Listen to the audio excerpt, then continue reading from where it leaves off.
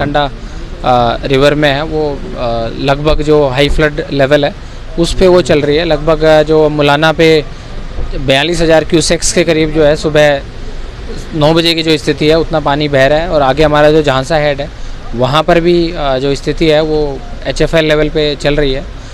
कुछ गांव कल विजिट करे थे जिनमें जल भराव की स्थिति काफ़ी गंभीर है, जैसे कि जो घुमटी है, मलकपुर है, अपना टेंगोर है और जो कलकठवा है जहाँ पे लोगों को पार करने के लिए रोड में कट लगा के हमने राहत के लिए ताकि वाटर फ्लो हो जाए वो जो है व्यवस्था वहाँ पे अधिकारियों की हुई है।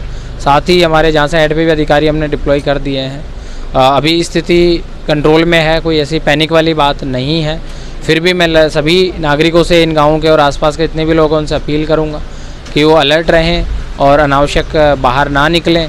और जहाँ पे भी चाहे खेतों में या क्रॉसिंग है तो प्रॉपर वाटर लेवल चेकिंग करके या वैसी स्थिति के बाद ही जाएं और रात के समय में भी ना निकलें।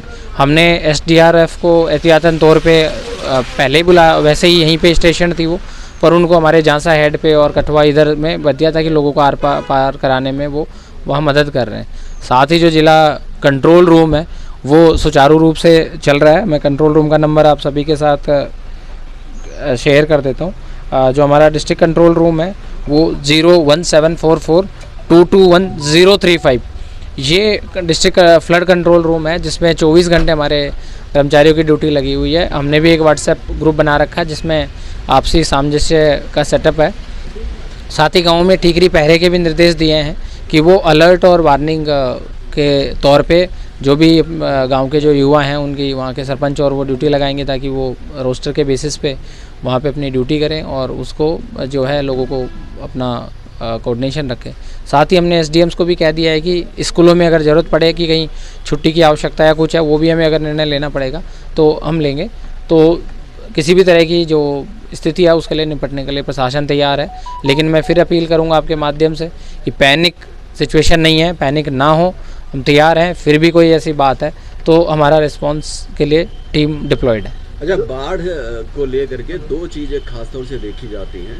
एक तो जहाँ पानी जहाँ बाढ़ आती है वहाँ से लोगों को सुरक्षित निकालना, दूसरा जो ग्रामीण इलाकों में फसलों का जो भारी नुकसान हो रहा है उसको लेकर के प्रशासन की क्या रणनीति है? जो पीछे जो हमारी 13 और 14 अगस्त को बारिश हुई थी उसका जो जल भराव 20-22 अगस्त के आसपास सिचुएशन का असेस करके हमने क्षतिपूर्ति पोर्टल 75 गाँवों का खुलवा दिया था कुरुक्षेत्र का, जो कि 5 सितंबर तक खुला था। माननीय मुख्यमंत्री जी ने कल उसको 10 सितंबर तक बढ़ा दिया गया है। तो जो गाँव जहाँ अभी पानी भरा हुआ है इनका नाम ऑलरेडी हमने फसल के नुकसान का जो है वो भेज दिया गया था।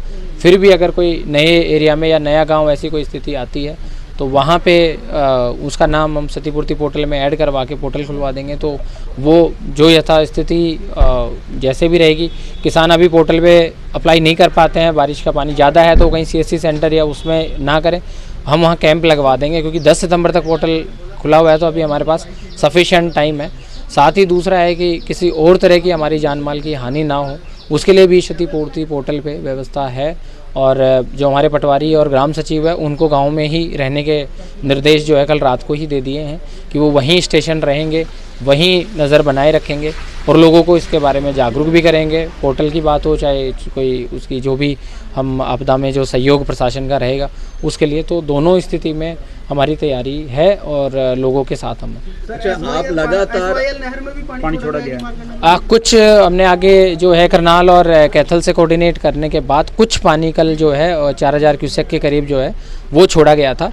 तो चूँकि सारी स्थिति के अवलोकन के बाद ही निर्णय उच्च अधिकारियों के संज्ञान में लाके ही आगे निर्णय उसमें लगातार लिए जाते हैं, तो वो हमने कल छोड़ा था। सर, शाहबाद के कुछ इलाकों में जहाँ फ्लड एरिया वहाँ पर बिजली की बिल की रिकवरी के लिए परेशान किया जा रहा है किसानों को। आज की सुबह की बात है, परेशान है पानी से, जो अलर्ट एरिया है वहाँ पर बिजली नहीं ऐसी कोई भी वो है तो अधिकारियों को दिशा निर्देश है। फिर भी अगर ऐसी कोई बात है तो मैं खुद आगे जो इसमें बात करूँ। ठीक है।